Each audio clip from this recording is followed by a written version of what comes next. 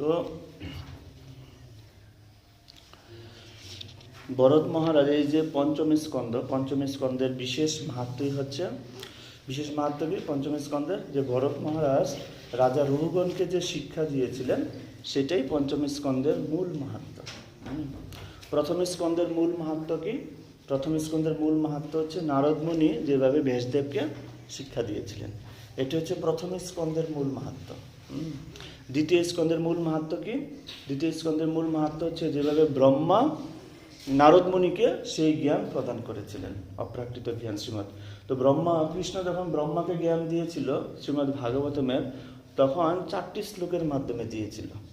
পরবর্তীতে এই 4টি শ্লোকই বিস্তারিত আস্তে আস্তে আমাদের কাছে পৌঁছানো পর্যন্ত 18,000 হয়েছে। হ্যাঁ, তারপরে তৃতীয় স্কন্ধের মূল মাহাত্ম্য কি? তৃতীয় স্কন্ধের কপিল মুনি তার মাতা দেবহূতিকে যে শিক্ষা দিয়েছে, কি শিক্ষা দিয়েছিলেন? সাংখ্যতত্ত্ব। এবং পরবর্তীতে মাতা দেবহূতি যখন দেহ রাখার পরে তিনি সেই কপিল ধাম, বৈকুণ্ঠ ধাম, সেখানে তিনি গিয়েছিলেন এবং কপিল মুনির সঙ্গেই ছিলেন তিনি। তারপরে চতুর্থ স্কন্ধের মূল মাহাত্ম্য কি? হ্যাঁ, ধ্রুব মহারাজ কার কৃপায় ভগবানকে লাভ করেছিলেন? নারদ মুনির কৃপায়। আর তৃতীয় স্কন্ধে কপিল দেব কাকে কৃপা করেছিলেন? তার মাতা কৃপা করেছিলেন। তারপরে পঞ্চম স্কন্ধ আমরা দেখতে পাবো ভরত মহারাজ তিনি রাজা রঘুগণকে কৃপা করেছেন। এবং ষষ্ঠ স্কন্ধে অঙ্গিরা ঋষি তিনি চিত্রকেতু রাজাকে কৃপা করেছিলেন। ষষ্ঠ স্কন্ধের এটা হচ্ছে মাহাত্ম্য, যে চিত্রকেতু রাজা কিভাবে একজন বিষয়ী রাজা থেকে তিনি ভগবানের শুদ্ধ ভক্তে পরিণত হয়েছেন। তারপরে আমরা দেখতে পাবো সপ্তম স্কন্ধে যেখানে যুধিষ্ঠির মহারাজকে নারদ মুনি তিনি প্রহ্লাদ মহারাজের শিক্ষা দিচ্ছেন, এবং প্রহ্লাদ মহারাজও কার কৃপায়? নারদ মুনির কৃপায় তিনি এই ভক্তি লাভ করেছেন। তারপর অষ্টম স্কন্ধে একজন ভক্তের কৃপায় গজেন্দ্র তিনি উদ্ধার পেয়েছেন। তাহলে আমরা দেখতে পাই প্রথম স্কন্ধ থেকে শুরু করে অষ্টম স্কন্ধ পর্যন্ত সেখানে শুধু একটা জিনিসই প্রতীয়মান হয়েছে, যে কোনো ভক্তের কৃপায় পঙ্গুম লঙ্ঘায়তে গিরিম, সে যদি পঙ্গু হয় তাহলেও সে মহান সিঁড়ি সে পাড়ি দিতে পারে এবং সে ভগবানের খুব সঙ্গ লাভ করতে পারে। প্রহ্লাদ মহারাজের ক্ষেত্রে, ধ্রুব মহারাজের ক্ষেত্রে। তো কিছু কিছু জায়গায় শিল প্রভুপাদ তাৎপর্য উল্লেখ করেছেন যে শুধু পূর্বজন্মের স্বীকৃতিটা বড় ইম্পর্টেন্ট বিষয় নয়। শ্রীমদ্ ভগবদ্গীতা, শ্রীমদ্ ভাগবতম, বিভিন্ন জায়গায় প্রভুপাদের যে সমস্ত তাৎপর্য রয়েছে সেখানে প্রভুপাদ কোথাও ইলাবোরেট করেনি যে পূর্বজন্মের স্বীকৃতিই সব। পূর্বজন্মের স্বীকৃতিতে মানুষ শুদ্ধ ভক্তের সঙ্গ লাভ করতে পারে, পূর্বজন্মের স্বীকৃতিতে কেউ শুদ্ধ ভক্তের সান্নিধ্যে আসতে পারে, কিন্তু তার জীবনের যে সমস্ত কৃপা, সেই কৃপাটা কেবলমাত্র শুদ্ধ ভক্ত থেকেই আসে, পূর্বজন্মের স্বীকৃতি থেকে আসে না। শুদ্ধ ভক্ত যেভাবে কৃপা করবেন সেভাবে আমরা আমাদের জীবনকে উন্নত করতে পারবো, এবং সেই কৃপা আমরা যেভাবে ধারণ করব সেটি আমাদের জীবনের গন্তব্য হবে। যেমন ছিল প্রভুপাদ একবার আমেরিকায় তিনি যখন ভক্তদের সাথে মর্নিং ওয়াক করছিলেন, তখন একজন ভক্ত প্রভুপাদকে জিজ্ঞাসা করছিলেন, প্রভুপাদ আমরা নিশ্চয়ই পূর্বজন্মে অনেক স্বীকৃতি নিয়ে আসছিলাম, যে আপনার মতো শুদ্ধ ভক্ত আমরা ভগবানকে সেবা করতে পারছি, ভগবানের সান্নিধ্য পাচ্ছি। তখন প্রভুপাদ বলছিলেন যে না, তোমরা পূর্বজন্মের স্বীকৃতি না, আমি তোমাদেরকে স্বীকৃতি দান করেছি। প্রভুপাদের স্বীকৃতিতে তারা এতটা, যেমন একবার প্রভুপাদ লেটার লিখছিলেন যে কারো যদি বিগ্রহ সেবায় কোনো সমস্যা হয় আমাকে সরাসরি জানাবেন। তো একজন লেটারের উত্তর দিচ্ছেন, প্রভুপাদ আমি তো 3 জনের সেবা করছি, জগন্নাথ, বলদেব, সুভদ্রা মহারানী, এই 3 জনের সেবা করছি, কিন্তু আমি জানি না তারা কে। তাহলে দেখুন একজন শুদ্ধ ভক্তের কৃপা কিভাবে মানুষের জীবনকে পরিবর্তন করে। সে জানে না যার সেবা করছে তারা কে, কিন্তু প্রভুপাদের কৃপায় তারা সেই সেবায় যুক্ত হয়েছে না জেনেও।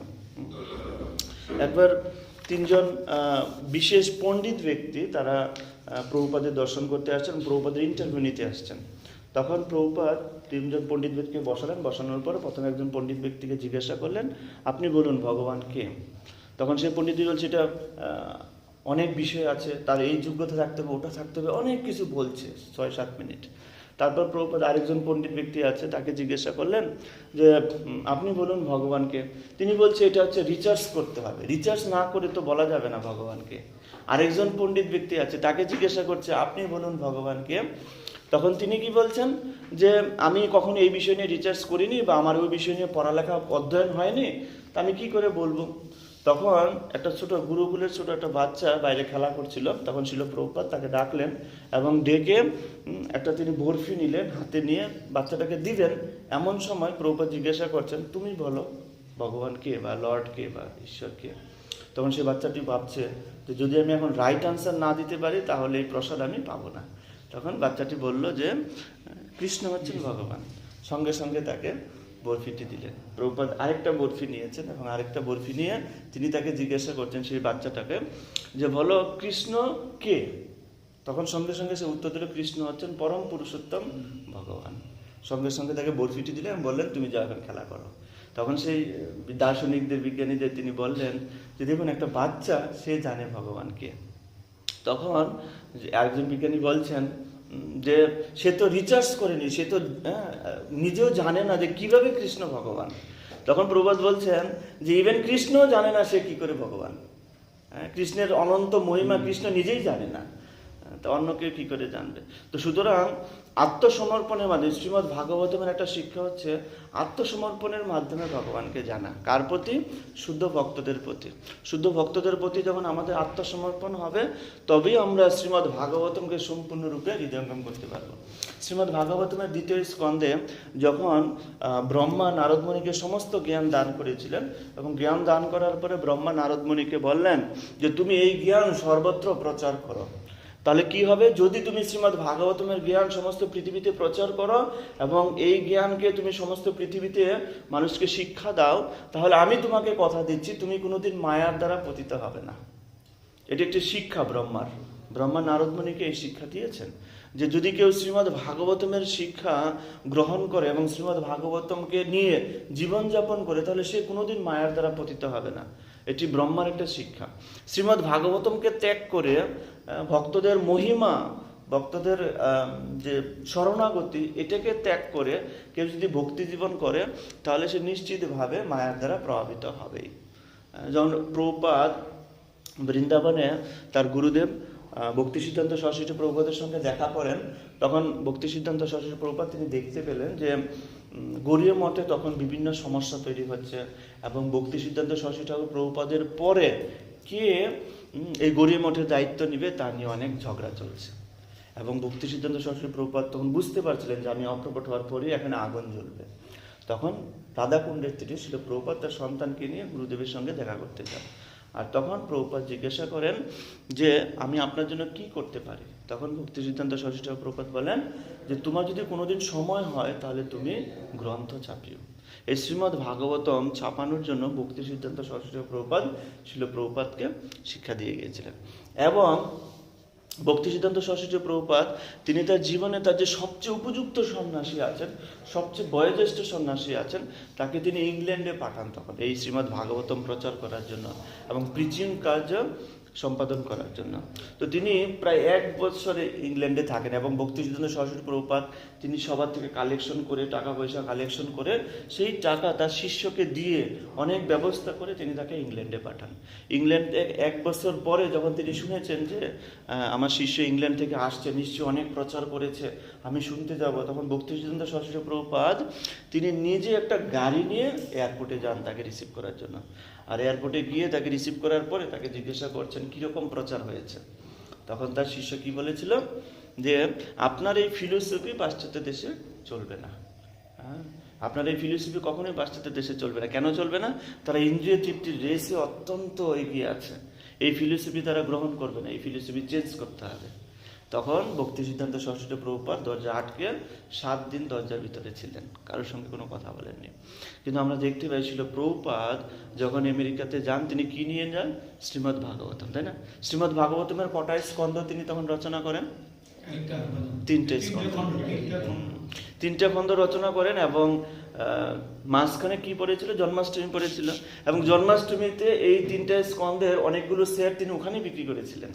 এবং যে শিপে করে যাচ্ছিল এটা কিসের শিপ ছিল? কার্গো শিপ, মালবাহী শিপ, তাই না? মালবাহী শিপে সেখানে তিনি কৃষ্ণ ভক্তি প্রচার করছেন এবং আমেরিকায় যখন পৌঁছে তিনি শ্রীমদ্ ভাগবতমকে আশ্রয় করে তিনি সমস্ত প্রচার কাণ্ড করেন। তো সুতরাং দেখা যাচ্ছে অন্য যারা গিয়েছিল পাশ্চাত্য জগতে প্রচার করার জন্য, তারা কিন্তু শ্রীমদ্ ভাগবতমকে কেন্দ্র করে প্রচার করেনি। শ্রীমদ্ ভাগবতমকে কেন্দ্র করে, আচ্ছা কিছু অনুষ্ঠান আছে না, হরে কৃষ্ণ, থ্যাংক ইউ।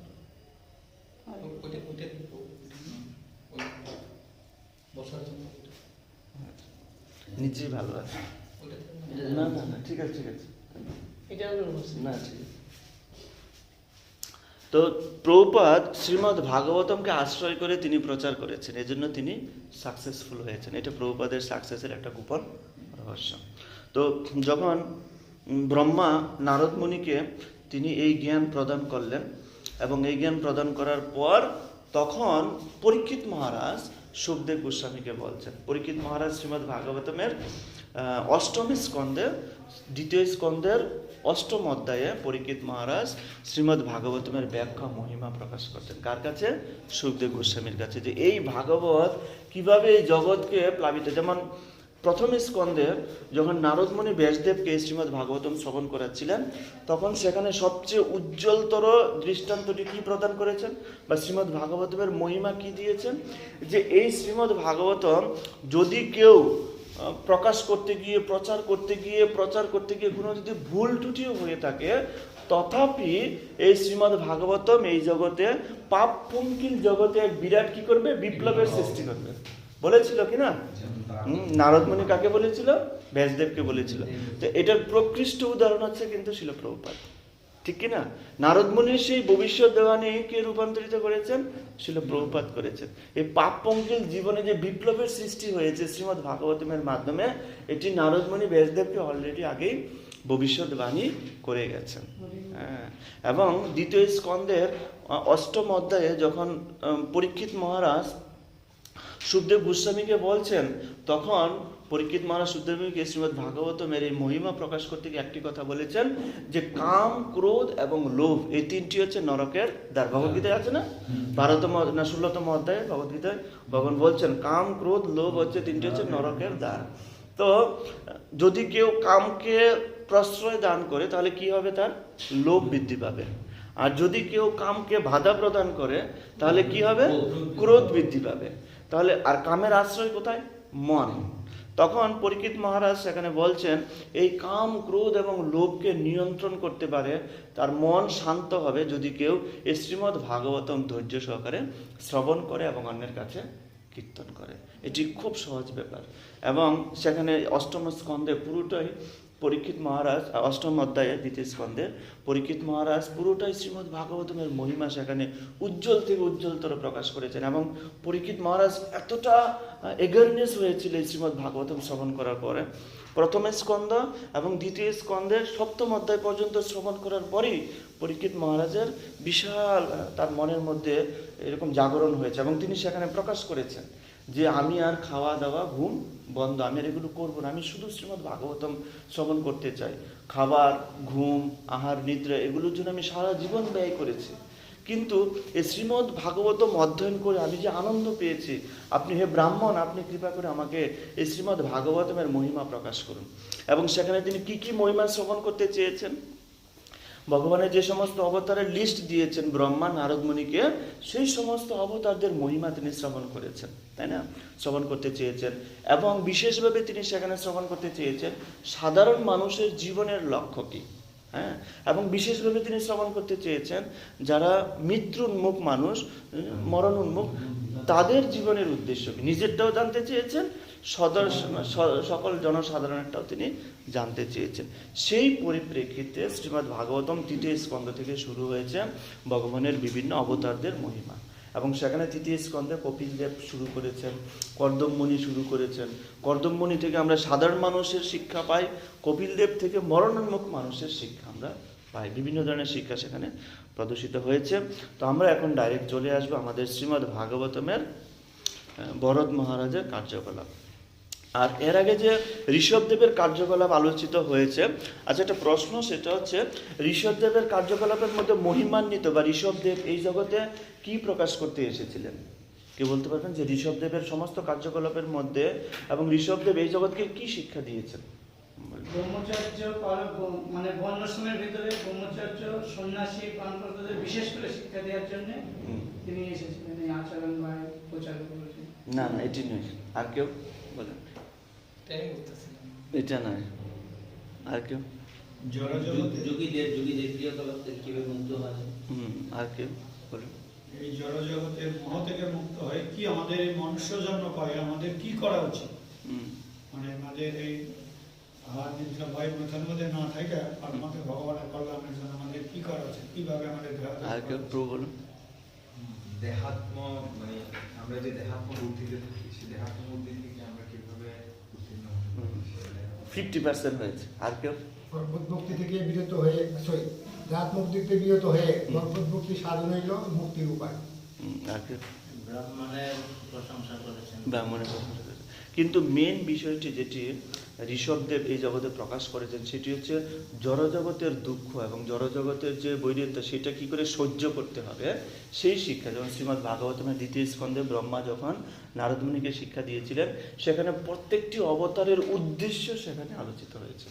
আর সেখানে বিশেষভাবে উল্লেখ করা হয়েছে ঋষভদেব কেন এই জগতে এসেছিলেন, এই জড়জগতের দুঃখ বা এই জড়জগতের যে জড় বস্তুর থেকে যে প্রাপ্ত যে দুঃখগুলো সেগুলো কি করে সহ্য করতে হয়। বিশেষ করে যখন ঋষভদেব, মনে আছে যে যেখানে যাইতেন বাচ্চা ছেলেরা বা মহিলারা তাকে নির্যাতন করতো, তিনি সহ্য করছিলেন। তিনি তার মলমূত্র যেখানে ওখানেই তিনি থাকতেন। এরকম জড় বিষয়কে তিনি সহ্য করতেন। এই ক্ষমতা মানুষকে শিক্ষা দেওয়ার জন্যই প্রকৃতপক্ষে তিনি এই শিক্ষাটাই বিশেষভাবে প্রদান করেছেন ঋষভদেব। এখন ঋষভদেবের যিনি সুমহান সন্তান ভগবান ভরত মহারাজ, সেই ভরত মহারাজের বিশেষ করে শ্রীমদ্ ভাগবতমে ভগবানের যে তত্ত্বকথা বা ভগবানের যে পৃথু মহারাজ, এবং পৃথু মহারাজ কি হয়ে গেছে আপনাদের? হ্যাঁ, পৃথু মহারাজের বিশেষ শিক্ষা কি? পৃথু মহারাজ কর্মকাণ্ডের প্রতি বেশি আসক্ত হয়ে পড়েছিল। কিন্তু ভগবান তখন ব্রহ্মা এসে বললেন, তোমার এতটি 99টা যজ্ঞ হয়ে গেছে, তোমার যজ্ঞ, তোমার তো ভগবান সন্তুষ্ট আছে, তুমি এত যজ্ঞের পিছনে কেন সময় নষ্ট করছো? একটা ঝগড়াঝাটি হয়েছে, ইন্দ্রের সাথে ঝামেলা হয়েছে। ইন্দ্র কতবার গুড়া চুরি করেছে, তাই না? অনেকবার গুড়া, ভাগবতমে লেখা আছে অনেকবার গুড়া চুরি করেছে। তো ব্রহ্মা যখন এসে বললেন, তুমি কেন এই যজ্ঞের পিছনে সময় নষ্ট করছো, ভগবান তোমার প্রতি সন্তুষ্ট আছেন। তো এটাই রূপ গোস্বামী একটা শিক্ষা দিয়েছেন উপদশমীতে, যে নিয়মাগ্রহ, তাই না? নিয়মের প্রতি আমি 100টা যজ্ঞ করবো। পৃথু মহারাজ একদিক থেকে সংকল্পবদ্ধ হয়েছেন, আর ইন্দ্র ভাবছেন 100টি অসমাজ যজ্ঞ করলে কি হয়, ইন্দ্রপদ লাভ হয়। তো ইন্দ্রপদ যদি লাভ হয় তাহলে আমার কি হবে, তাই না? ইন্দ্র তো সেটাই ভেবেছিল। তখন ইন্দ্র সেখানে বাধা দিয়েছিল। এই দুইজন, দেখুন, একজন হচ্ছে এই জগতের যিনি রাজা তিনি, আরেকজন হচ্ছে স্বর্গের যিনি রাজা। এই দুই রাজা, দুই বৈষ্ণবের মধ্যে ঝগড়া। সেটা আসলো কে? ব্রহ্মা আসলো। ব্রহ্মা এসে বলছেন, তোমার এত যজ্ঞের কি প্রয়োজন? তখন স্বয়ং ভগবান সেখানে প্রকটিত হলেন। আর ভগবান প্রকটিত হয়ে তিনি কি আশীর্বাদ করলেন পৃথু মহারাজকে, যে একসময় তোমার রাজ্যে কে আসবে? চতুষ্কুমারেরা আসবে। সেটা আশীর্বাদ করেছেন তো, চতুষ্কুমারেরা আসবে। এটি হচ্ছে জীবনের আশীর্বাদ, যে ভক্তরা একদিন তোমার রাজ্যে আসবে। চতুষ্কুমারেরা কিন্তু ভগবানের অবতার। তো তোমার রাজ্যে চতুষ্কুমারেরা আসবেন এবং এসে তোমাকে শিক্ষা দিবেন। এটি হচ্ছে পৃথু মহারাজের জীবনের সবচেয়ে বড় অর্জন। তো এখানে আমরা দেখতে পাবো ভরত মহারাজের জীবনে সেটা অনুপস্থিতি, সেটি আমরা আজকে বিশেষভাবে আলোচনা করব। তো সপ্তম অধ্যায়ে বিশেষভাবে প্রথম শ্লোকে ভরত এখানে উল্লেখ করেছেন। সুখদেব গোস্বামী শিশুক উবাচ ভরত তো মহাভাগবত, মানে ভরত হচ্ছেন মহান ভাগবত, তিনি হচ্ছেন মহান ভক্ত। সেই কথাটি প্রথম শ্লোকে বিশেষভাবে উল্লেখ করেছেন। ভরত মহারাজের পরিচয়ে সুখদেব গোস্বামী প্রথম পরিচয়টি দিয়েছেন, যে ভরত মহারাজ হচ্ছেন মহাভাগবত, মহান ভক্ত ভরত মহারাজ। তো এটি হচ্ছে প্রথম পরিচয়। তো আমরা দুটি সিদ্ধান্তে আসব। প্রথম সিদ্ধান্তে ছিল প্রভুপাদ বলবেন ভরত মহারাজের অধঃপতন হয়েছে। দ্বিতীয় সিদ্ধান্তে বলবেন শিল প্রভুপাদ বলবেন না, ভরত মহারাজের কোনো অধঃপতন হয়নি। আজকে আমরা এই সিদ্ধান্তটাকে কোলাবোরেট করবো এবং সেটাকে আমরা ডিসকাস করব।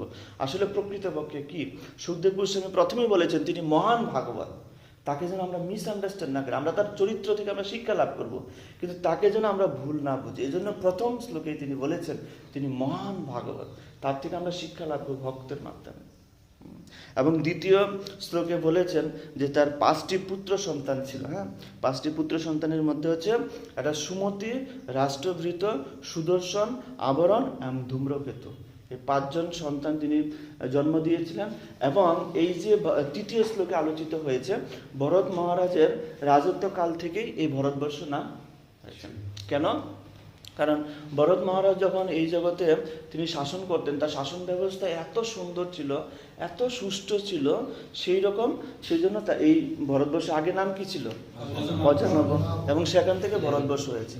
তো প্রথম শ্লোকে 4 নম্বর শ্লোক থেকে 7 নম্বর শ্লোক পর্যন্ত বিশেষভাবে সুখদেব গোস্বামী আলোচনা করেছেন যে ভরত মহারাজ কিভাবে এই জগৎ রাজত্ব করেছিলেন, সেই তার মহিমান্বিত কথা, যার কারণে তার নাম ভরত, এই ভারতবর্ষের নাম ভারতবর্ষ হলো, তাই না? তার নাম অনুসারে সেই মহিমান্বিত দৃষ্টান্তগুলো সেখানে আলোচিত হয়েছে। তো আমাদের এখানে কি করতে হবে? 2টা টিমে আমাদের বিভক্ত করতে হবে। 4 জন করে 2টা টিম। আপনারা 4 জন এক টিমে হয়ে যাবেন, আর আপনারা 4 জন এক টিমে হয়ে যাবেন। সেখানে আমাদের 4 নম্বর শ্লোক থেকে 7 নম্বর শ্লোক পর্যন্ত আপনাদের জন্য আলোচনা করতে হবে ভরত মহারাজ কেন দেবদেবীদের যজ্ঞ করেছিলেন, কি কারণে দেবদেবীদের যজ্ঞ, দেবদেবীদের উদ্দেশ্যে যজ্ঞ করেছিল তো ভরত মহারাজ, কেন দেবদেবীদের যজ্ঞ করেছিলেন। হ্যাঁ, আপনাদের 4 জন একটা ডিসকাশন করে একটা 4 থেকে 7। আর আপনাদের প্রশ্ন হচ্ছে যে আপনারা কোথাও প্রচার করছেন এবং প্রচার করতে গিয়ে ওখানে দেখছেন যে কেউ কোনো ভক্ত, দীক্ষিত ভক্ত, সে দেবদেবীর পূজা করছে বা ধরুন লক্ষ্মী দেবীর পূজা করছে, আপনি তাকে বা গৃহস্থ বাড়িতে গিয়ে তাকে কি টিচিং দিবেন? এই 4 থেকে 7 এর মধ্যে থেকে, হ্যাঁ, 4 থেকে 7 এর মধ্যে থেকে শিল প্রভুপাদের উদ্ধৃতি, ভরত মহারাজের উদ্ধৃতি, এগুলোর মাধ্যমে আপনাকে এটা সাজাতে হবে। কোনো দীক্ষিত ভক্ত সে সাপোজ লক্ষ্মী পূজা করছে, তো আপনি যে কোনো একটা দেবদেবী, সাপোজ বেশিরভাগ ভক্তরা লক্ষ্মী পূজাই করে, বিপদনাশিনী পূজা অনেক ভক্তরা করছে না, দীক্ষিত ভক্তরা। আপনি তাকে কিভাবে তার হৃদয়কে সান্ত্বনা দিবেন এবং তাকে কিভাবে শাস্ত্রীয় দৃষ্টিকোণ থেকে তাকে আপনারা বোঝাবেন। ভরত মহারাজের শিক্ষা থেকে, শিল প্রভুপাদের তাৎপর্য থেকে, শিক্ষা থেকে, হ্যাঁ 4 থেকে 7 বা তার বাইরেও আপনারা যেতে পারেন, কোনো সমস্যা নেই। শ্রীমদ্ ভাগবতম থেকে মনে করুন।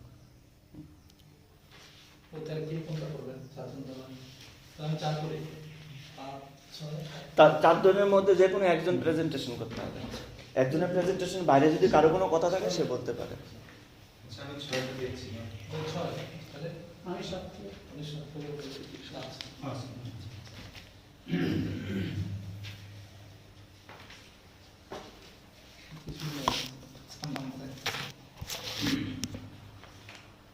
সমস্যা হচ্ছে কি, তারা এই জড়জগতের যে আসক্তি, সে আসক্তি ত্যাগ করতে চায় না। ভগবানকে চাই, কিন্তু জড়জগতের আসক্তিও লাগবে। জড়জগৎ তো আমার দরকার, এটাও প্রয়োজন আছে। যখন ভগবান পুতনাকে বধ করেন, সেখানে তাৎপর্যে শিল প্রভুপাদ লিখেছেন যে কারো প্রতি ভগবানের কৃপা হয়েছে।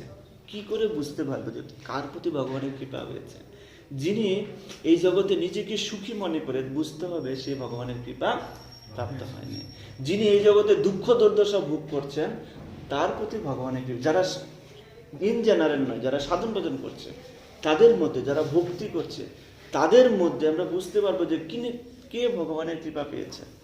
যিনি দুঃখ দুর্দশার মধ্যে আছে, দুঃখ দুর্দশা ভোগ করছে, তিনি ভগবানের কৃপা প্রাপ্ত হয়েছে। ভগবানের কৃপার এটাই মাহাত্ম্য, আপনার থেকে আগে জড় বিষয় কেড়ে নেবে, যত জড় বস্তু আছে সেগুলো আগে কেড়ে নেবে।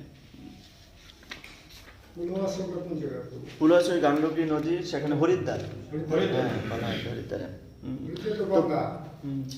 তো এখানে একটা ব্যাপার আছে, 11 নম্বর শ্লোকে সেখানে উল্লেখ করা আছে যে তিনি সেখানে ভগবানের পূজা অর্চনা করেছিলেন। আছে না 11 নম্বর শ্লোকের অনুবাদে, যে ভরত মহারাজ সেখানে ভগবানের অর্চনা করতে লাগলেন, পূজা অর্চনা করতে লাগলেন। আমার প্রশ্ন হচ্ছে যে ভরত মহারাজ তিনি তো অলরেডি যখন তিনি রাজ্য শাসন করছেন, তিনি অনেক পূজা অর্চনা করেছেন, ঠিক কিনা? আবার পুলহ আশ্রমে গিয়ে হরিদ্বারে তিনি আবার কেন সেই পূজা অর্চনা কেন করলেন? অলরেডি সারা জীবন করেছেন, ভগবানের পূজা অর্চনায় যুক্ত আছেন, কিন্তু পুলহ আশ্রমে গিয়েও তিনি আবার সেই পূজা অর্চনা করছেন। তিনি বানপ্রস্থ অবস্থায় তিনি আবার সেখানে গিয়ে সেই পূজা অর্চনাই করছেন। দান যজ্ঞ তপস্যা এগুলো কখনো ত্যায্য না। হ্যাঁ, মেন বিষয় হচ্ছে বিধি ভক্তি কখনো ত্যাগ করা যাবে না। বিধি ভক্তি, যেমন কেউ অনেক উন্নত হয়ে গেছে, আমার এখন মঙ্গল আরতি দরকার নেই, কেউ যদি মনে করে এটি ভুল। প্রভুপাদ বিশেষ বিশেষ জায়গায় বিভিন্ন জায়গায় তাৎপর্য লিখেছেন। আমরা যতই উন্নত স্তরে যাই না কেন, আমাদের বিধি ভক্তি কখনোই কোনো অবস্থাতেই ত্যাগ করা যাবে না, কোনো অবস্থাতে। যেমন যখন নারদ মুনি ধ্রুব মহারাজকে শিক্ষা দিচ্ছিলেন, ধ্রুব ঘর থেকে বেরিয়ে গেছেন, মা বলেছেন যে তুমি হরির তপস্যা করো। হরি কোথায় থাকে? বনে থাকে। ধ্রুব বনের উদ্দেশ্যে ঘর থেকে বেরিয়ে গেলেন। তখন নারদ মুনি এসে তাকে শিক্ষা দিলেন, হ্যাঁ, যে দেখো, প্রথম কি শিক্ষা দিলেন, যে তুমি একটা ছোট শিশু, তুমি কেন মার কথায় এরকম, ছোট শিশুটা কি হয়? বৈরাগী হয়। মা বাবার কথায় কখনো রাগ করে অনেক কিছু বলতে পারে, তার প্রতি কখনো কর্ণপাত করে না। আর দ্বিতীয় বিষয় তিনি বললেন যে তোমার এখন খেলা করার বিষয়, তোমার তো তপস্যা করার সময় আসেনি। তখন তার উত্তরে ধ্রুব কি বললেন, যে না, আমি বড় হয়ে গেছি, আমি দেখতে ছোট কিন্তু আমার অনেক বুদ্ধি আছে এবং আমি অনেক বড় পরিপক্ক অবস্থায়। ধ্রুব ছোট অবস্থায়, তখন 5 বছর অবস্থায়, তখন তিনি বলছিলেন যে না, আমি দেখতে ছোট কিন্তু আমি অনেক বড় হয়েছি, আমার মেধা অনেক উন্নত, আমি অনেক বড়, আমি তপস্যা করার জন্য বেরিয়েছি। আর যে তপস্যা করতে বেরোয় তাকে কখনো ছোট বলা উচিত নয়। এটা ধ্রুব নারদ মুনিকে বলছেন। হ্যাঁ, তখন নারদ মুনি বলছেন, হ্যাঁ, যে দেখো ধ্রুব, যারা তপস্যা করে তাদের, এই যে যারা তপস্যা করতে যাচ্ছে তাদের জীবন অত্যন্ত কণ্ঠপূর্ণ এবং অত্যন্ত দুঃখময়। এই তপস্যা অত্যন্ত দুঃখময়। 99% মানুষ এই তপস্যা করতে গিয়ে সেখান থেকে ফিরে আসে বা অধপতন হয়। এটি অত্যন্ত কঠিন ব্যাপার, এই তপস্যা করে সিদ্ধি লাভ করা। আর তুমি যদি পরিপক্ক অবস্থায় তুমি সেই তপস্যা করতে পারো, তুমি তখন বালক আছো না। তখন তার উত্তরে ধ্রুব কি বলেছেন, যে আপনি যে সমস্ত জ্ঞান আমাকে দিয়েছেন সেগুলো আমি বুঝতে পেরেছি, কিন্তু আমার এগুলোর বুঝার ঊর্ধ্বে। কারণ এই মুহূর্তে আমার জন্য যে ক্ষত্রিয় মনোভাব আছে আমার মধ্যে, যে আমি এই মুহূর্তে সবচেয়ে বড় রাজা হতে চাই। ব্রহ্মা যে পদ পায়নি সেই পদ আমার প্রয়োজন। আপনি যেটা বলেছেন যে বৈরাগ্যের ধর্ম বা যে অত্যন্ত উন্নত স্তরে আত্মতত্ত্ব জ্ঞান দিয়েছেন, সেটি আমার পক্ষে বোঝা অসম্ভব। আমি এখন বুঝতে চাই না আমার এখন কি বোঝা দরকার, আমার জন্য এখন কি প্রয়োজন, আমার পদ প্রয়োজন। তখন ভরত মহারাজ তাকে বনে গিয়ে কি শিক্ষা দিয়েছেন, তুমি সেখানে যমুনার পাড়ে গিয়ে তুমি ভগবানের বিগ্রহ প্রতিষ্ঠা করো। কিভাবে? মাটি দিয়ে বিগ্রহ প্রতিষ্ঠা করো এবং সেখানে তুমি পূজা অর্চনা করো। ধ্রুব মহারাজকে শিক্ষা দিয়েছিলেন, তাই না? তো ধ্রুব মহারাজও বনে গিয়ে পূজা অর্চনা বিধি সম্পর্ক। তো সুতরাং আমাদের যে এই যে বৈষ্ণব বিধি, সেখানে কিন্তু পূজা অর্চনাটা সবার জন্য খুব ইম্পর্টেন্ট। এমন নয় যে শুধু সরাসরি বিগ্রহের পূজা করতে হবে। আমরা হরে কৃষ্ণ মহামন্ত্র যে জপ করছি, এটাও এক ধরনের পূজাবিধির মধ্যে আছে। তো সেজন্য সেটা কখনোই ত্যাগ করা উচিত নয়। কেউ যদি মনে করে থাকে আমি অনেক এলিভেটেড হয়ে গেছি, আমি অনেক মহান হয়ে গেছি, আমার জন্য জপ দরকার নেই, আমার জন্য মঙ্গলারতি দরকার নেই, আমি পরে জপ করব, আমি জমিয়ে রাখবো, পরে জপ করব, এখন অনেক প্রোগ্রাম আছে, অনেক এই প্রোগ্রাম আছে, ওই প্রোগ্রাম আছে, এটা আছে, ওটা আছে। কিন্তু কখনোই শিল প্রভুপাদ বলছেন এগুলো ত্যাগ করা কোনো অবস্থাতেই উচিত নয়। তো এখানে মোটামুটি 7ম অধ্যায় আমাদের এখানেই প্রায় শেষ অবস্থায়। 7ম অধ্যায়। তো আমরা 8ম অধ্যায়ের 25 নম্বর শ্লোক পর্যন্ত আমরা আলোচনা করব। তো 8ম অধ্যায়ে ভরত মহারাজের চরিত্র কথা, তিনি বনে গমন করেছেন, তিনি পুলহ আশ্রমে আছেন, তারপরে তার জীবনে একটি ঘটনা ঘটে। তো 1 থেকে 7 নম্বর শ্লোক পর্যন্ত একটা হরিণ শিশুকে ভরত মহারাজ তার আশ্রমে নিয়ে এসেছিলেন, এই বিষয়ে আলোচনা হয়েছে। এবং 4 থেকে 15 নম্বর শ্লোক পর্যন্ত হরিণ শিশুটির দ্বারা ভরত মহারাজ আসক্ত হয়েছেন, কিভাবে তিনি আসক্তিতে রূপান্তরিত হয়েছেন, এই বিষয়গুলো আলোচনা হয়েছে। এবং 16 থেকে 25 নম্বর শ্লোক পর্যন্ত ভরত মহারাজের যে এই জড় বিষয়ের প্রতি অনুশোচনা, সেগুলো আলোচিত হয়েছে। এবং 20 থেকে 25 নম্বর শ্লোক পর্যন্ত বিশেষভাবে 16 থেকে 20 এবং 20 থেকে 25 নম্বর শ্লোক পর্যন্ত তিনি কিভাবে মোহিত হলেন, মায়ার দ্বারা আক্রান্ত হলেন, সেগুলো আলোচিত হয়েছে। এবং 26 থেকে 28 নম্বর শ্লোক পর্যন্ত তিনি এই দেহ পরিত্যাগ করে একটি হরিণ দেহ গ্রহণ করলেন। এবং 29 থেকে 31 শ্লোক পর্যন্ত ভরত মহারাজের অনুতাপ, তিনি যে ভুল করেছেন সেই ভুল তিনি প্রায়শ্চিত্ত করছেন এবং অনুতাপ করছেন। তো আমরা সরাসরি শ্লোক এখানে তো প্রথম শ্লোকে আলোচিত হয়েছে যে একটা পিপাসা কাতর একটা হরিণী তিনি কি করেছেন, জল পান করতে এসেছিলেন, তাই না? তার আশ্রমটি যেহেতু এমন ভাগ্য, তার আশ্রমটিও পড়েছে সেই নদীর কিনারায়, তাই না? আর সেই নদীর কিনারায় অপোজিট ডিরেকশনে কি হয়েছে, একটা হরিণী তিনি জল পান করতে এসেছিলেন এবং ওই হরিণীটি কি ছিল, অন্তঃসত্ত্বা অবস্থায় ছিল, তাই না?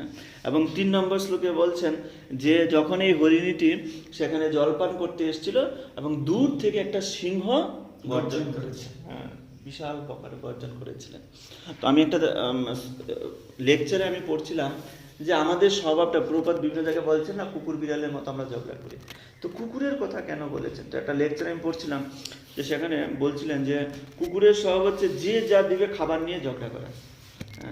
তো সেখানে তিনি বলছেন যে আমাদের স্বভাব সিংহের মতো হওয়া উচিত। সিংহ কি করেন, আপনি খাবার দিতে যাবেন, যে খাবার দিয়েছে বা যে খাবারটি সিংহ প্রাপ্ত হয়েছে তার প্রতি তার লোভ থাকে না, তার চিন্তা কি থাকে, কে খাবারটা দিল, তার প্রতি তার চিন্তা থাকে। ঠিক আমাদেরও যখন জনজগতে কোনো দুঃখ আসবে, কোনো কষ্ট আসবে, এই দুঃখ কেন প্রাপ্ত হলাম এটির প্রতি আমাদের চিন্তা করা উচিত কে দিল সেটা না, না কি কারণে, এই দুঃখের পিছনে কি আছে, হ্যাঁ, দুঃখের পিছনে কে দায়ী, এই দুঃখের জন্য কে দায়ী সেটা আমাদের চিন্তা করা উচিত। এই দুঃখের জন্য আমাদের কর্মফল দায়ী, এই কর্মফলই আমাকে দুঃখ দিচ্ছে। সুতরাং আমাদের দায়ী করতে হবে এই কর্মফলকে, আমাদের কর্মকে দায়ী করতে হবে, এই দুঃখকে দায়ী করা হবে। যেমন সিংহ যে খাবার পেয়েছে তার প্রতি তার দৃষ্টি নেই, তার দৃষ্টি হচ্ছে খাবারটা কি আমাকে দিল, তার প্রতি তার দৃষ্টি। তো আমার খুব লেকচারটা খুব সুন্দর, ভালো লাগলো, তিনি অনেক কথা বলেছেন এই বিষয়ে। তো এখানে আমরা দেখতে পাই যে এই সিংহের গর্জনে তখন তিনি কি করলেন, তার পিপাসা নিবৃত্তি হলো না, তখনও পিপাসার্ত অবস্থায়, সে অবস্থায় তিনি কি করেছেন, জলে লাফ দিয়েছেন সিংহ থেকে, এবং এত জোরে গর্জন হয়েছিল, সেই গর্জনে ভয় পেয়ে তিনি জোরে লাফ দিয়েছেন এবং লাফ দিয়ে তিনি কি করেছেন, নদী পার হয়েছেন। নদী পার হয়ে যখন একটা গুহার মধ্যে প্রবেশ করেছেন, সেখানে তিনি তার দেহ রেখেছেন, কিন্তু তিনি মাঝখানে কি করেছেন, একটি সন্তান প্রসব করেছেন এবং জলের মধ্যে সন্তানটা আছে। তো পরীক্ষিত এখানে ভরত মহারাজ তিনি বিশেষভাবে সেটি ঠিক সন্ধ্যা করতে যাবেন, ধ্যান করতে যাবেন, সেই ধ্যানের পূর্ব মুহূর্তে তিনি তার চোখ দুটি বন্ধ করবেন, সেই মুহূর্তে সেই দৃশ্যটা তার সামনে বেশি আসে। এবং গর্ভস্থ শিশুটা খুব অসহায় ছিল। ভরত মহারাজের যে হরিণীটা মারা গেছে তার প্রতি তার কম্পাশন নেই, যে মারা গেছে তার কর্মফল অনুসারে সে ফল ভোগ করবে, কিন্তু যার জন্ম হয়েছে অসহায় অবস্থায় তার জন্ম হয়েছে, তার প্রতি ভরত মহারাজের কম্পাশন তৈরি হলো। তো 7 নম্বর শ্লোকে এখানে বলছেন, রাজর্ষি ভরত আদায় মৃত মাতরম ইতি আশ্রম পদম অন্যায়াত। তিনি বলছেন রাজর্ষি ভরত, মহারাজ ভরত আদায় গ্রহণ করলেন মৃত মাতরম, তিনি এই মাতৃহারা শিশুটিকে তার পিতার স্থান দান করেছেন। 7 নম্বর শ্লোকে মৃত মাতরম, তাই না, এটা তিনি দান করেছেন, মৃত মাতরম। এবং ইতি আশ্রম পদম অন্যায়াত, তিনি তাকে নিজের আশ্রমে নিয়ে আসছেন। অনয়ত, অনয়ত মানে নিয়ে আসা, আশ্রম পদম নিজের আশ্রমে তিনি নিয়ে আসছেন ভরত মহারাজ। তেমন অনুবাদে বলছেন, রাজর্ষি ভরত নদীর তীরে বসে সেই মাতৃহারা হরিণ শিশুটিকে নদীর জলে ভেসে যেতে দেখলেন। তা দেখে তার হৃদয় করুণার সঞ্চার হলো, যেরকম অর্জুনের হয়েছিল কুরুক্ষেত্রের যুদ্ধে, করুণার সঞ্চয় হলো। তিনি বন্ধুর মতো সেই মৃগ শিশুটিকে স্রোত থেকে তুলে এনে তাকে মাতৃহারা জেনে তার আশ্রমে নিয়ে এসেছেন। আশ্রম পদম অনায়াত, আশ্রমে নিয়ে এসেছেন। এখানেই ভুলটা হয়ে গেছে। প্রভুপাদ তাৎপর্যে অনেকগুলো কথা লিখেছেন, অনেক কিছু লিখেছেন।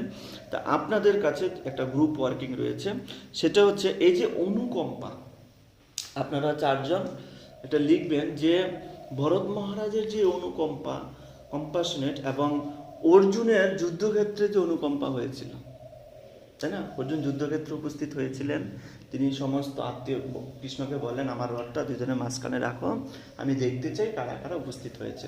আর যখন তিনি দেখতে পেলেন কে কে আছেন? গুরুমি হত্যাহি মহানুভাব, আমার গুরুদেব সেখানে উপস্থিত আছেন। আর কে আছেন? ভীষ্মদেব, আমার পিতামহ, যিনি আমাকে ছোটবেলা থেকে লালন পালন করে বড় করেছেন, তিনি উপস্থিত আছেন। সেখানে আমার ভাইয়েরা উপস্থিত আছেন, সমস্ত আত্মীয় স্বজনেরা উপস্থিত আছেন আমার বিপক্ষে যুদ্ধ করার জন্য। এই যে অর্জুনের যে কম্পাশনের বা অনুকম্পা, ভরত মহারাজের এই শিশুটির উপরে তার যে অনুকম্পা, এটা আপনাকে ব্যাখ্যা করতে হবে। দুইটা কি সেম না আলাদা?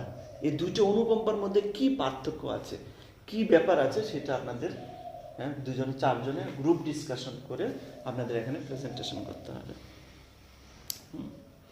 আর আপনাদের বলতে হবে যে 7 নম্বর শ্লোকের উপর শিল প্রভুপাদ এই তাৎপর্যে তার যে মনোভাব এবং তিনি যে দৃষ্টান্ত আমাদের দিয়েছেন, যে শিক্ষা দিয়েছেন, সেই শিক্ষা কি কি এবং কিভাবে সেই শিক্ষা আমাদের জীবনে আমরা প্রয়োগ করতে পারি এবং আমাদের প্রচার কার্যে প্রয়োগ করতে পারে। শিল প্রভুপাদের মনোভাব ও উদ্দেশ্য এবং আমাদের জীবনে প্রয়োগ এবং সেটা প্রচার ক্ষেত্রে প্রয়োগ, এটা আপনাদের চারজনকে আলোচনা করতে হবে। আর আপনাদের চারজনের হচ্ছে যে অর্জুনের অনুকম্পা এবং ভরত মহারাজের অনুকম্পার মধ্যে পার্থক্য বা মিল কি আছে, এই দুই অনুকম্পার মধ্যে পার্থক্য আপনারা একটু ডিসকাশন করে আলোচনা করবেন। আমাদের হাতে 4 মিনিট সময় আছে, বেশি সময় নেই। তারপরে আপনারা 4 মিনিট এখানে প্রেজেন্টেশন করবেন।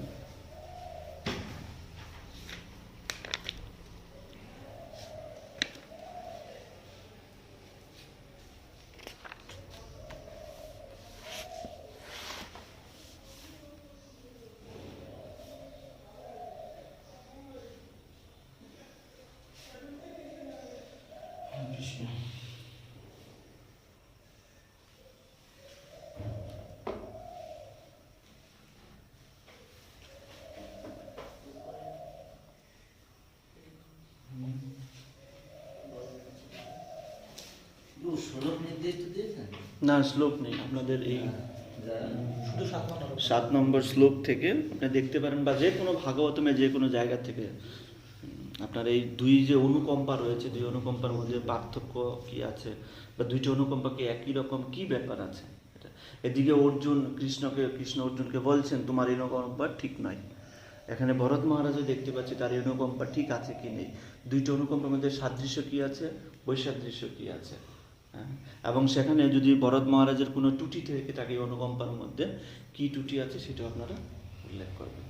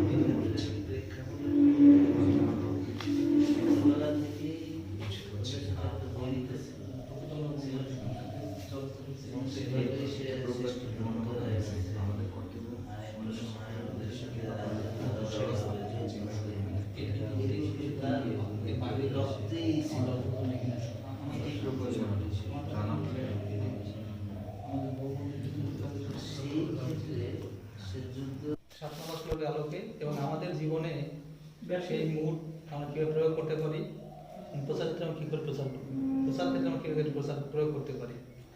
তো প্রবোধের মুড হচ্ছে এই শ্লোকের আলোকে যে ভববন্ধন থেকে মুক্তি লাভের বিষয়ে আমাদের অত্যন্ত সতর্ক থাকা উচিত, কারণ ছোট্ট একটা ভুলের ফলে পুনরায় ভববন্ধনে জড়িয়ে পড়ার সম্ভাবনা থাকবে। তো এটা আমাদের প্রত্যেক ব্যক্তিগত জীবনেও আমাদের অত্যন্ত গুরুত্বপূর্ণ। যদি আমরা এই ভববন্ধনের মানে জগৎ থেকে মুক্ত হওয়ার জন্য সাবধান না হই, আমরা যে কোনো সময় আমাদের ছোট্ট একটা কোনো সমস্যার কারণে আমরা আমাদের জীবনে এটা বিশাল ধ্বংস সাধন করতে পারি। আর সেই ক্ষেত্রে এটাই হচ্ছে যেমন এই প্রভুপাদের মানে প্রভুপাদের এই উদ্দেশ্য হচ্ছে যে জন্ম সার্থক করে পরোপকার। এই পরোপকার করতে হবে, আগের শর্তটা আমাদের মাথায় রাখতে হবে, নিজের জন্ম সার্থক করে তারপর পরোপকার করতে হবে। কিন্তু আমরা অনেক সময় প্রচার করতে এরকম হই, আমরা এই কথাটা ভুলে যাই, নিজের জন্ম সার্থক করতে হবে এটা ভুলে যাই। তো সেই ভুলে গিয়ে আমরা বিপদে পড়ি। কিন্তু এখানে প্রকৃত অনুকম্পাটা হবে যখন, বা উপকারটা হবে যখন তো আমরাও নিজেরা ধীরে ধীরে উন্নত স্তরে উন্নীত হব, আর যার প্রতি করুণা করবো তাকেও ধীরে ধীরে উন্নত স্তরে উন্নত করার চেষ্টা করবো।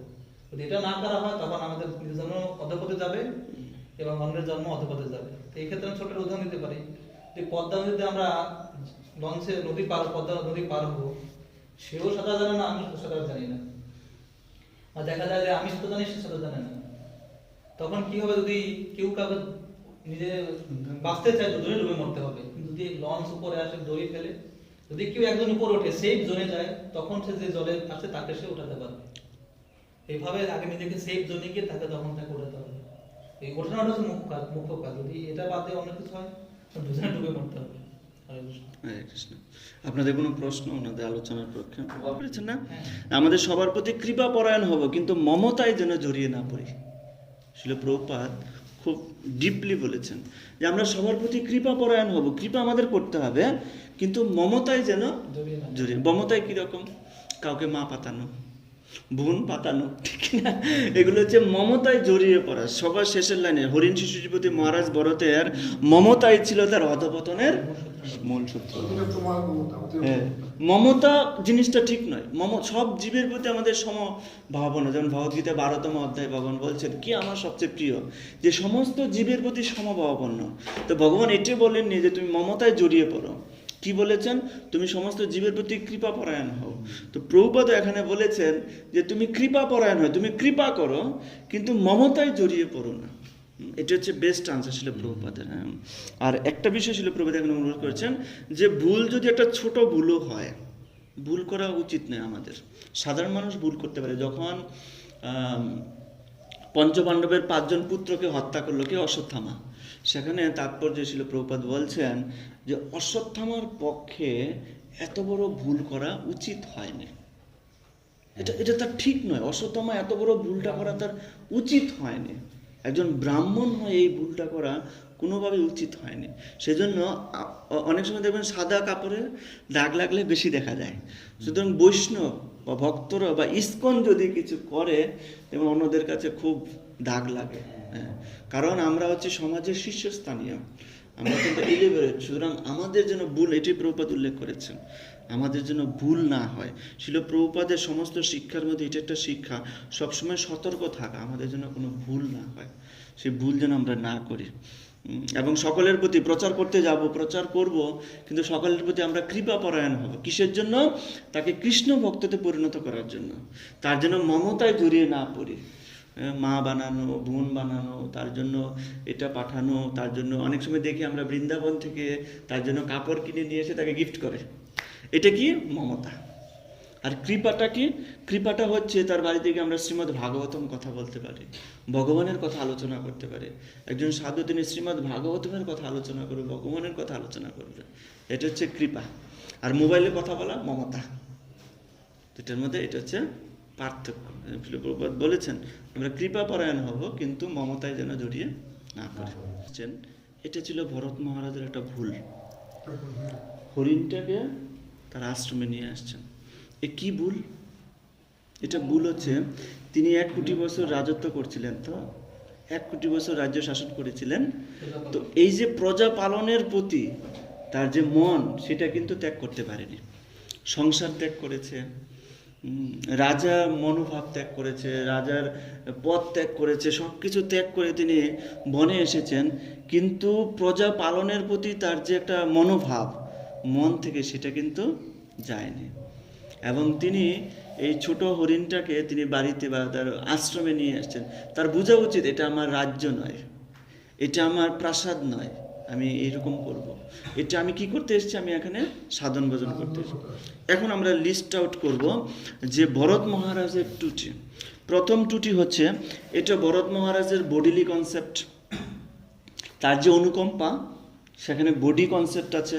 অর্জুনের যে অনুকম্পা সেম বডি কনসেপ্ট, সেই জন্য কৃষ্ণ তাকে দেহ এবং আত্মার মধ্যে জ্ঞান প্রদান করেছিল সাংখ্যযোগ। ঠিক সেম ভরত মহারাজেরও এই অনুকম্পার মধ্যে বডি কনসেপ্ট, বডিলি কনসেপ্ট হয়েছে। সেকেন্ড প্রবলেম হচ্ছে ভরত মহারাজ তাকে যে অনুকম্পা করছেন তার উদ্দেশ্য হচ্ছে তার সেবা করা, তার উদ্দেশ্য কিন্তু তাকে কৃষ্ণ ভক্ত বানানো নয়, ঠিক কিনা? তার অনুকম্পার মধ্যে যে এই হরিণ শিশুটাকে কৃষ্ণ ভক্ত বানিয়ে ভগবানের কাছে ফিরিয়ে দিব, সেই অনুকম্পা নয়। তার অনুকম্পাটি হচ্ছে যে পুত্র সুলভ তার সঙ্গে জড়িয়ে পড়েছে, জড় সম্পর্কে জড়িয়ে পড়েছে। তার অনুকম্পার এটা একটা প্রবলেম। অনুকম্পা আমরা করতে পারি, শিল প্রভুপাদ বলছেন আমাদের কৃপা হতে পারে, অনুকম্পা করতে পারি, কিন্তু সেটা যেন জড় বিষয়কে কেন্দ্র করে না হয়, উদ্দেশ্য যেন জড় না হয়। কিন্তু ভরত মহারাজের এখানে উদ্দেশ্য হয়ে গেছে জড়। তিনি এটাকে আশ্রমে নিয়ে আসছেন, কিন্তু তাকে কৃষ্ণ ভক্ত করার উদ্দেশ্য নয়। আর দ্বিতীয় পশু হবে। জড় হলে কি হবে আমরা ভরত মহারাজের জীবনে পড়বো, দেখবো তার কি হয়েছে। তারপরে তৃতীয় নম্বর প্রবলেম তার অনুকম্পার মধ্যে, সেটা হচ্ছে কোনো অবস্থায়, শিল প্রভুপাদ বলছেন কোনো অবস্থাতেই তপস্যা ত্যাগ করা যাবে না। তিনি কি করেছেন, অনুকম্পার বশবর্তী হয়ে তপস্যা ত্যাগ করেছেন। কোনো অবস্থাতেই প্রচারের প্রেশার নিয়ে তপস্যা ত্যাগ করা যাবে না। শিল প্রভুপাদ তিনি লন্ডনে যখন গিয়েছিলেন, গিয়ে দেখলেন সবাই বুক ডিস্ট্রিবিউশনে এত বিজি, রাত 12টা-1টা বাজে আসছে, আর সকালের ঘুম থেকে উঠছে 6টা-7টা বাজে। তখন প্রভুপাদ বলছেন তোমাদের এখন প্রচার বন্ধ করো, আগে মঙ্গল আরতিতে আসো। তো দুটি আমাদেরকে ব্যালেন্স করে চলতে হবে। তো কাউকে অনুকম্পা করতে গিয়ে নিজের তপস্যায় ক্ষতি করা ঠিক হবে না, কোনো অবস্থাতেই তপস্যা ত্যাগ করা যাবে না। এবং 4 নম্বর প্রবলেম হচ্ছে আমি কাউকে কৃপা করে বা কাউর প্রতি অনুকম্পা প্রদর্শন করে আমি তার কর্মফলকে চেঞ্জ করতে পারবো না। এই জগতের জীব যেরকম পূর্বকৃত কর্ম অনুসারে সেই ফল নিয়ে সে এখানে এসছে, এবং সে সেইভাবে এই কর্মক্ষেত্রে সে কর্ম করছে, যুদ্ধ করছে। আমি কাউকে জোরপূর্বক ইচ্ছা করে তার কর্মফল আমি চেঞ্জ করতে পারবো না। ভরত মহারাজ চেয়েছিলেন জোরপূর্বক তার শক্তির দ্বারা তিনি তার কর্মকে চেঞ্জ করতে, তাকে মাতৃসুলভ আচরণ দিয়ে। কিন্তু পরবর্তীতে আমরা দেখতে পাবো হরিণটা কি চলে গেছে তাকে ছেড়ে, ঠিক কিনা? এটা প্রভুপাদের একটা শিক্ষা যে জোরপূর্বক কারো কর্ম চেঞ্জ করা যাবে না। তার পরিবর্তে কি হয়েছে, ভরত মহারাজ নিজেই তার তপস্যা ত্যাগ করেছে, একজনকে চেঞ্জ করতে গিয়ে নিজের তপস্যা ত্যাগ করে দিয়েছে। তো এই অনুকম্পার মধ্যে এই ভুলগুলো ভরত মহারাজের রয়েছে। তো এটা আমাদের নোট করে নিব এবং আমরা এই বিষয়ে সতর্ক থাকব। আমরা অনুকম্পা করব, কিন্তু কিসের জন্য? কাউকে কৃষ্ণ ভক্তে পরিণত করার জন্য, জাগতিক কোনো উদ্দেশ্যে নয়। এবং অনুকম্পা করতে গিয়ে যেন কখনো আমরা তপস্যা ত্যাগ না করি, এটা একটা বিশেষ বিষয়। তো অর্জুনের ক্ষেত্রে কি হয়েছে, অনুকম্পা ছিল কিন্তু সে ভোগ করার জন্য মেনলি ছিল না, তার অনুকম্পা ছিল পাপ ভোগ করার পেছনে। যে এতগুলো লোককে আমি মারবো, হত্যা করব, আমার পাপ হবে, সেই পাপ কি হবে আমার? ভগবান বলছেন পরে কি, যে তুমি আমার জন্য সেবা করো, তোমার এটা সেবা। তুমি ভাবছো তুমি যুদ্ধ করছো, কিন্তু তুমি সেবা করবে, আমার হয়ে সেবা করবে, তাহলে তোমার কোনো কিছু হবে না। তখন যখন অর্জুন কৃষ্ণের হয়ে সেবা করছিলেন, যখন হত্যা করছিলেন, এটাও সেবা। আর এদিকে ভরত মহারাজ অন্যের জীবন বাঁচানোর মাধ্যমে এটা কি হচ্ছে, তার জীবন বিপন্ন হচ্ছে, এটি সেবা নয়, তাই না?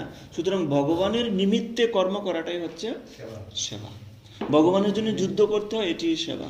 ভগবানের জন্য যদি চুরি করতে হয়, এটিও সেবা। যেমন একটা উদাহরণ দিই আমরা, আমাদের মানসিকতা কীরকম সেটা, যেমন একজন ব্যক্তি তার বাড়িতে জগন্নাথ, বলদেব, সুভদ্রা, মহারানী আছে এবং তিনি সেবা করেন। তো তার বাড়িতে বাইরে একটা বড়, অনেকগুলো বড় এরকম ডাব গাছ আছে, হ্যাঁ ডাব গাছ। তো বড় বড় ডাব বা নারিকেল হয়েছে সেখানে। তো তার লোভ হয়েছে এই নারিকেলগুলো কী করে পাবো, সে অতটা উঠতে পারে না, একজন হেল্পার লাগবে, তার আর কেউ নেই। তখন তিনি জগন্নাথের কাছে গিয়ে বলছেন, জগন্নাথ আমাকে একটু হেল্প করো, এই যে নারিকেল আছে এই নারিকেল সব তোমাকেই দিব, তুমিই তো খাবে, তো তুমি আমাকে একটু হেল্প করো, আমি যেন গাছে উঠতে পারি। জগন্নাথ বলছে ঠিক আছে চলো। জগন্নাথ গিয়ে তাকে অনেক হেল্প করেছে, ঠেলে ঠুলে তাকে তুলেছে, নারিকেল গাছের উপরে উঠেছে, নারিকেল উপরে গিয়ে কষ্ট করে পারছে। যেই নারিকেল পারার পর সে নামার সময় চিন্তা করছে, কষ্ট তো আমি করেছি, পরিশ্রমও আমি করেছি, আর সব জগন্নাথকে দিয়ে দিব, হয় 50% জগন্নাথের আর 50% আমার। এই বলে বলে সে নিচে নামছে। নিচ থেকে যখন আরেকটু নিচে নামলো, প্রচণ্ড কষ্ট হচ্ছে নামতে, তখন তিনি চিন্তা করছে এত কষ্ট আমি করব আর খাবে ভগবান? না না, জগন্নাথকে এত সব দেওয়া যাবে না। জগন্নাথের 80%, আমার 80% আর জগন্নাথের 20%। আর একটু নিচে নামার পরে সে বলল না, পুরোটাই আমিই নিব, ভগবান কি করেছে, সব আমি করেছি। তখন জগন্নাথ ওখান থেকে চলে গেছে। চলে যাওয়ার পর বিশাল বড় ঘূর্ণিঝড় এসছে, আর ঘূর্ণিঝড়ে গাছ এরকম কাঁপা শুরু করেছে, সে আর উপায় খুঁজে পাচ্ছে না, এখন কি হবে, এখন কি হবে। তারপরে সে বলছে, জগন্নাথ আমি তো তোমার সাথে হাস্য রহস্য করেছি, আর সব তো তোমারই, আমি তো তোমার সাথে যোগ করেছি শুধু, সব তোমারই, আমাকে হেল্প করো, আমাকে একটু নামাও। তো আমাদের কিন্তু এরকম যে আমরা যখন কিছু প্রাপ্ত হই তখন মনে করি এটা আমার পরিশ্রমের দ্বারা আমি পেয়েছি, কিন্তু যখন বিপদে পড়ি তখন মনে করি এটা ভগবান দিয়েছে। হ্যাঁ, ভগবানের কাছে শরণাগত তখনই হয়। কিন্তু ভরত মহারাজের শিক্ষা থেকে আমাদের এটা বোঝা উচিত যে আমাদের তপস্যার জীবনে কোনো কারণে যেন, কোনো ভুলের কারণে যেন, বা নিজের ইন্দ্রিয় তৃপ্তিতে যেন আমরা যুক্ত না হয়ে যাই। নিজের ইন্দ্রিয় তৃপ্তিতে যুক্ত হলে খুব সমস্যা আছে। 8 নম্বর শ্লোকে বিশেষভাবে তিনি আসক্ত হয়ে পড়েছেন। ভরত মহারাজ তার আধ্যাত্মিক উন্নতি বা তার আধ্যাত্মিক কর্তব্য থেকে তিনি বিচ্যুত হয়েছেন, এবং গভীর স্নেহে তিনি সেখানে পতিত হয়েছেন। ভরত মহারাজ শুধু তাকে আশ্রমে নিয়ে আসছেন অতটুকুই না, তার প্রতি স্নেহপরায়ণ হয়েছেন, আসক্ত হয়েছেন, এবং তিনি তার তপস্যা ত্যাগ করেছেন। তো এখান থেকে আপনাদের বের করতে হবে, 8 নম্বর শ্লোক থেকে আপনাদের বের করতে হবে কি কি সাধারণ নীতি পাই শিল প্রভুপাদের তাৎপর্য থেকে। কি কি সাধারণ নীতি বা বুঝতে পারছেন, বেসিক প্রিন্সিপাল কি কি পেলাম, এটা আপনাদেরকে ফাইন্ড আউট করতে হবে। শিল প্রভুপাদ বিশেষভাবে তাৎপর্যে অনেক সুন্দর সুন্দর কথা বলেছেন, সেগুলো কি করে আমরা সাধারণ নীতিগুলো পাই, এবং এই সাধারণ নীতি আমরা আমাদের ব্যক্তিগত জীবনে কি করে প্রয়োগ করতে পারি, সাধারণ নীতিগুলো সেগুলো আপনাদের ফাইন্ড আউট করতে হবে। এবং আপনাদের ফাইন্ড আউট করতে হবে 8 নম্বর শ্লোক থেকে বা আপনাদের এই ভরত মহারাজের কাহিনী থেকে আমাদের কি কি তপস্যা করা উচিত, একটা লিস্ট তৈরি করতে হবে। আমার এই তপস্যা করা উচিত, এই তপস্যা আমার কখনো যেন ব্যর্থ না হয়, এই তপস্যাতে আমার বেশি ধ্যান করা উচিত, বিশেষভাবে কোন কোন তপস্যাতে আমাদের বেশি মনোনিবেশ করা উচিত, সেই তপস্যাগুলো আমাকে ফাইন্ড আউট করা উচিত। এবং এই তপস্যাগুলোতে সাকসেস করার জন্য যে সমস্ত বাধাসমূহ আসবে, সেই বাধাসমূহ আমি কি করে, কি কি বাধা আসতে পারে এবং সেই বাধাগুলো আমি কি করে মোকাবেলা করব, সেগুলো বুঝতে গেল প্রশ্নটা। যে আমাদের লাইফে তো এখানে ভরত মহারাজের জীবনী ছিল প্রভুপাদের তাৎপর্য থেকে যেখানে আমরা কি কি তপস্যা করব, আমার ব্যক্তিগত জীবনে আমি কি কি তপস্যা করব, এবং সেই তপস্যাতে কি কি বাধা আসতে পারে, এবং সেই বাধাগুলোকে আমি কি করে অতিক্রম করব বা মোকাবেলা করব। সে আপনার পুরো ভাগবত মানে পুরো ভরত মহারাজের কাহিনী থেকে মনে করুন, আপনার ব্যক্তিগত জীবন থেকে, বা বিশেষ করে 8 নম্বর শ্লোকে প্রভুপাদ অনেক কিছু বলেছেন তপস্যার বিষয়ে, সেটা আপনি ফাইন্ড আউট করতে পারেন। হিরণ্যকশিপু তিনি শশাগড়া পৃথিবী জয় করেছিলেন, তাই না? তিনি দেবদেবীদের জয় করেছিলেন, অনন্ত ব্রহ্মাণ্ড জয় করেছিলেন তার তপস্যার দ্বারা। এবং ব্রহ্মা যখন আসলেন এসে বলছেন, তুমি যে তপস্যা করেছো সেই তপস্যা অতীতে কেউ করতে পারেনি, এত বড় তপস্যা, এবং ভবিষ্যতেও কেউ করতে পারবে না। এক পায়ে দাঁড়িয়ে শ্বাস গ্রহণ করা নেই, নিঃশ্বাসও ত্যাগ করা নেই, সেই অবস্থায় বহু বছর তপস্যা করেছেন। কিন্তু তার তপস্যার ভুলটা কি ছিল? শুধু তপস্যা করলেই হবে না, তপস্যার উদ্দেশ্য নির্ধারণ করতে হবে। সে তপস্যার উদ্দেশ্য ছিল সমস্ত পৃথিবীকে কন্ট্রোল করা, সমস্ত ব্রহ্মাণ্ডকে কন্ট্রোল করা, এটা তার তপস্যার উদ্দেশ্য, তাই না? এবং সে দেবদেবীদেরকে তার এমনও বলছে শাস্ত্রে, কিছু কিছু দেবদেবীকে তার বাড়িতে চাকর হিসাবে তিনি নিযুক্ত করেছেন। দাসী হিসেবে নিযুক্ত করেছেন, এবং সমস্ত পৃথিবী তার কন্ট্রোলে, সমস্ত জীব তার কন্ট্রোলে। এবং তিনি যখন এরকম পরিচালনা করছেন, রাজ্য পরিচালনা, খুব সুন্দর রাজ্য পরিচালনা করছেন। কেন? যখন বলবে এই জায়গায় বৃষ্টি হবে, এখানে জমিয়েছে, এই জায়গায় বৃষ্টি হবে, ইন্দ্র তুমি এই জায়গায় বৃষ্টি দাও, ইন্দ্র শুধু ওই জায়গায় বৃষ্টি দিবে, তাই না?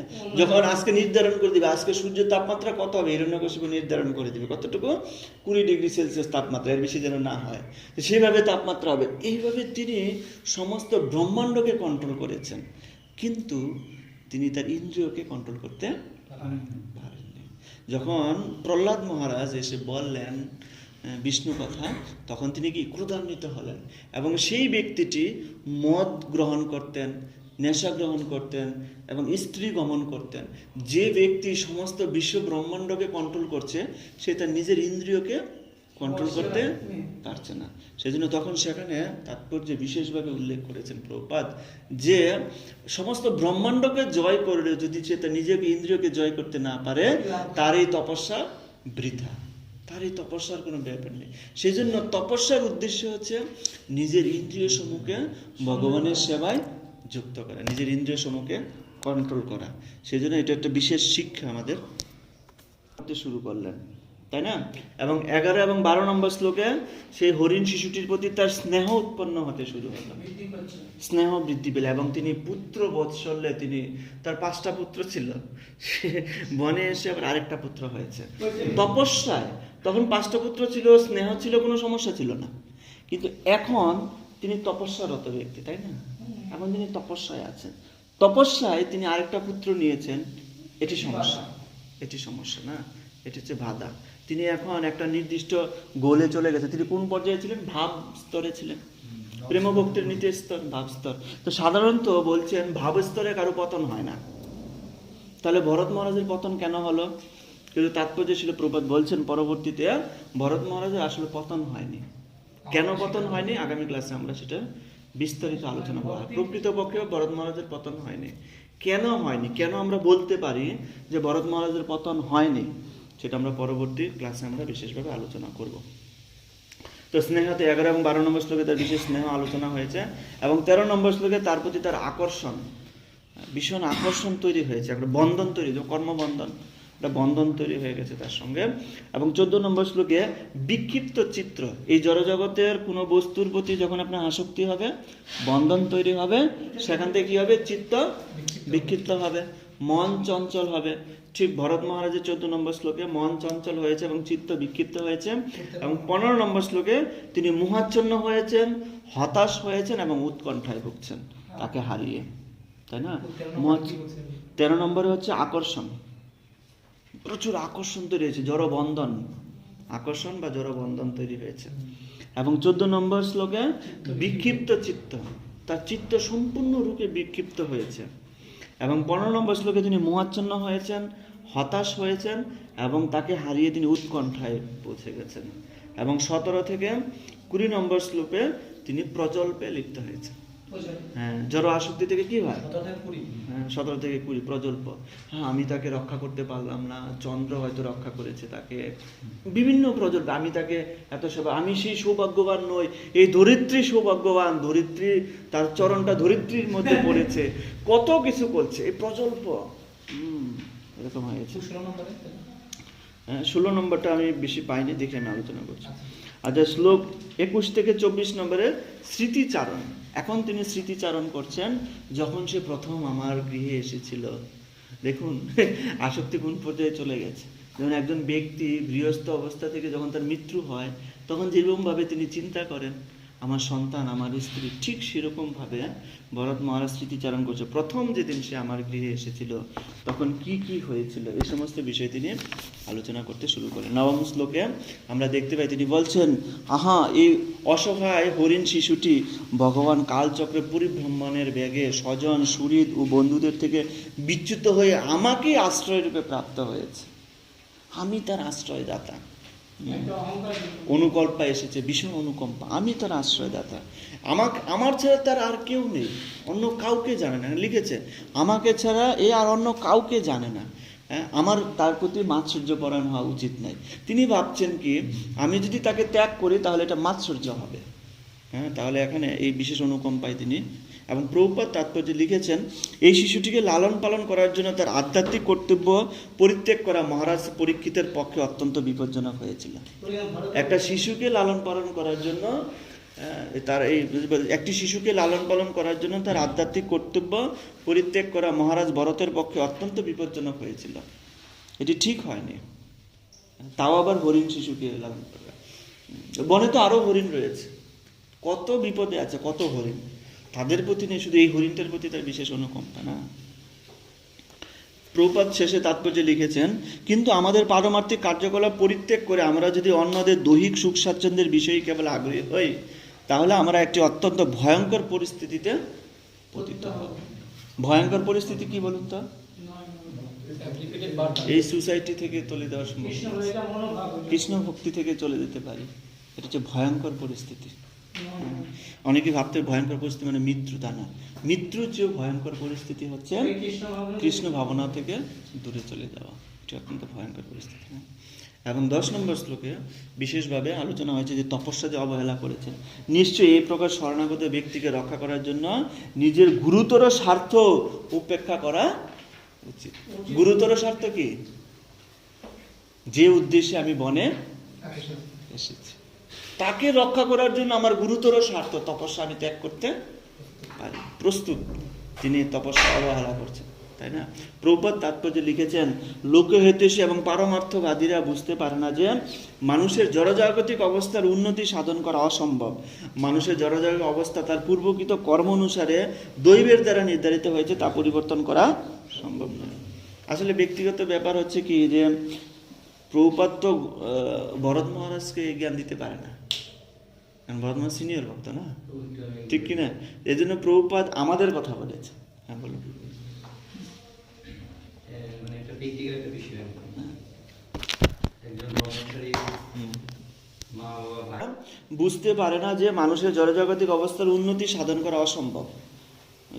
যে যেরকম ফল নিয়ে আসে সে সেরকমই জড়জাগতিক উন্নতি অবস্থা। কিন্তু আমরা আমাদের জড়জাগতিক পরিবর্তন কেন হচ্ছে? কারণ আমরা প্রভুপাদ থেকে এটা পেয়েছি, তাই না?